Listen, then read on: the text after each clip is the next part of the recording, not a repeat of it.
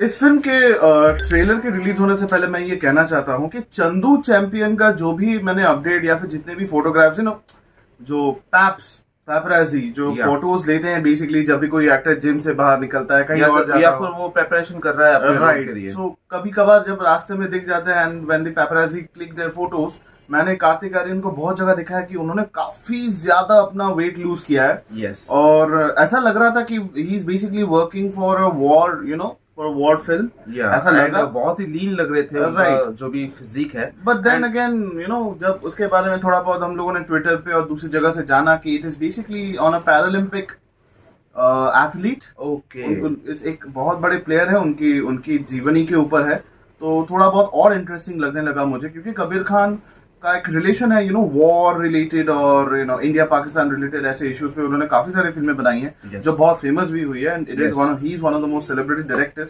सो आज हम रिएक्ट करने वाले हैं on the official trailer for Chandu champion. जाके देखते हैं कि इस ट्रेलर का क्या मतलब है। यस और काफी ज्यादा व्यूज आए हैं।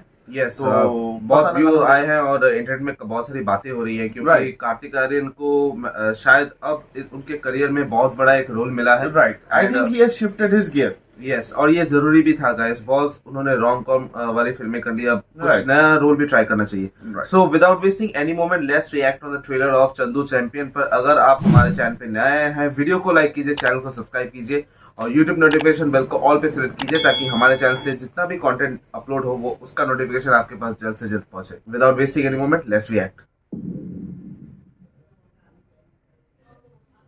क्या केस है?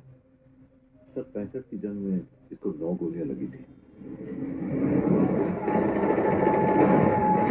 वॉर रिलेटेड तो है समवट। जंग को 2 साल हो गए, तब से ये कोमा में ही है। क्या करे? छोड़ो मुझे, मेरे मुल्क वापस जाना है। डरता नहीं है दुश्मनों से? दुश्मन नहीं है, तुम हिंदुस्तान में हो।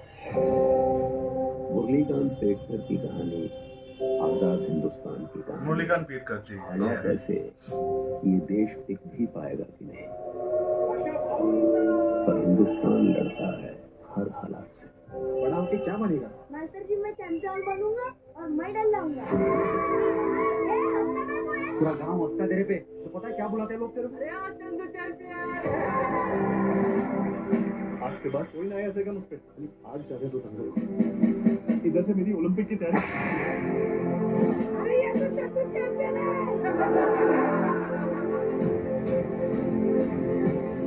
चंदू नहीं, चैंपियन है मैं।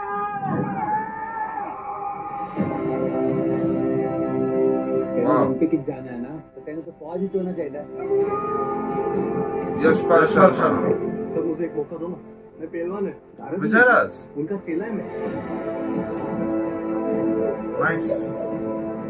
Wow look at the physique. बादल कैसा धड़ाम धड़ूम आवाज कर रहा है। कल जाते क्या? कितने बजे? 10 बजे। ठीक है, नाश्ता करके निकलता है। एयर इंडिया अपने बाप का है। एकदम बरोबर।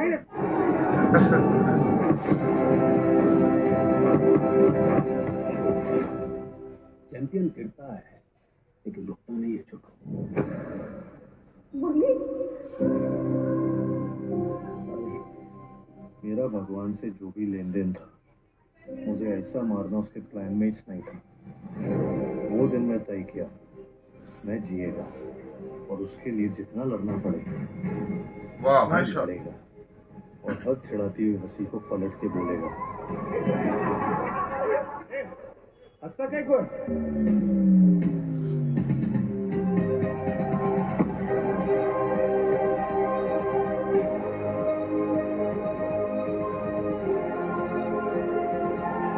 राजपाल ज्यादा कास्टिंग काफी अच्छी लग रही है इसमें, कुछ कुछ शॉट्स बहुत बढ़िया लिए हैं। बहुत बढ़िया लिए।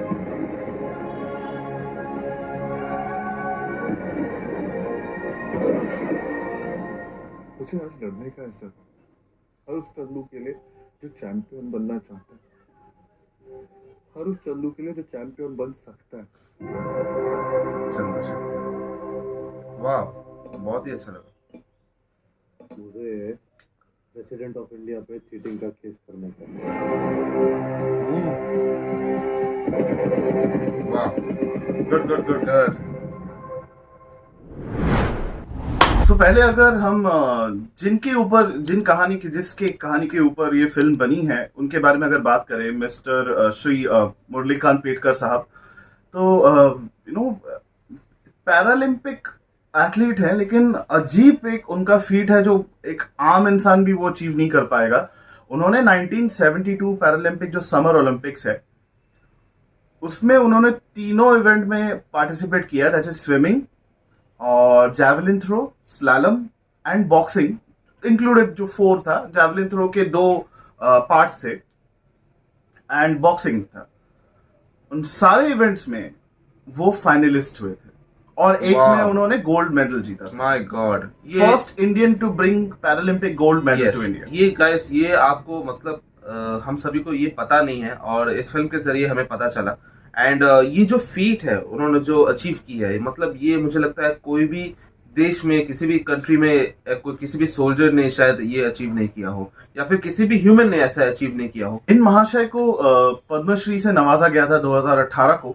जी हाँ, काफी ज्यादा वक्त लग गया उनको पद्मश्री मिलने में और उनको अभी तक पद्मश्री मिला है। मुझे पता नहीं कि क्या हो रहा है। जस्टिस यहाँ पे हमारे देश में एक इंसान को बहुत लेट से, बहुत देर से मिलता है। जस्टिस या और फिर रिकग्निशन, रिस्पेक्ट जो जिसके वो हकदार हैं, हर एक हिस्से के वो हकदार हैं हमारे देश की तरफ से, और हमारे देश को आगे बढ़ाते हैं। और इन्होंने 1965 की इंडो चाइना वॉर में भाग भी लिया था, जैसे हम लोगों ने इस ट्रेलर में देखा।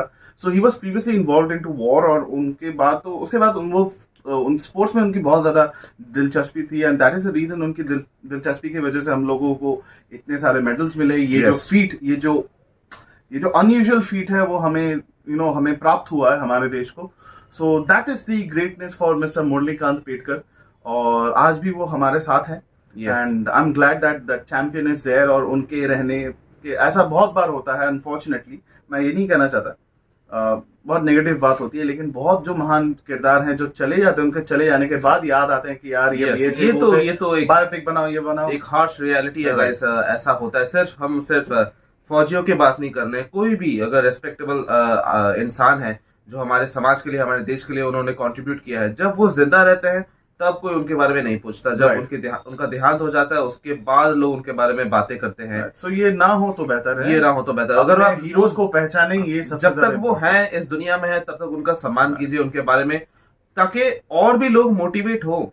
ये इनका काम ही ऐसा होता है कि लोगों को मोटिवेट करना होता है। Absolutely, and recognise your heroes. अगर कार्तिक आर्यन के बारे में बात करें, वो बहुत ज्यादा मेहनत करके काम में दिखता है। हम लोगों ने धमाका भी देखी, और कई सारी ऐसी फिल्में थी, लव आजकल, जो आई नो दैट वो उतनी तरह से सक्सेसफुल नहीं हुई, लेकिन he has been trying his best to change his gears, और बहुत बढ़िया वो उनका बहुत बढ़िया।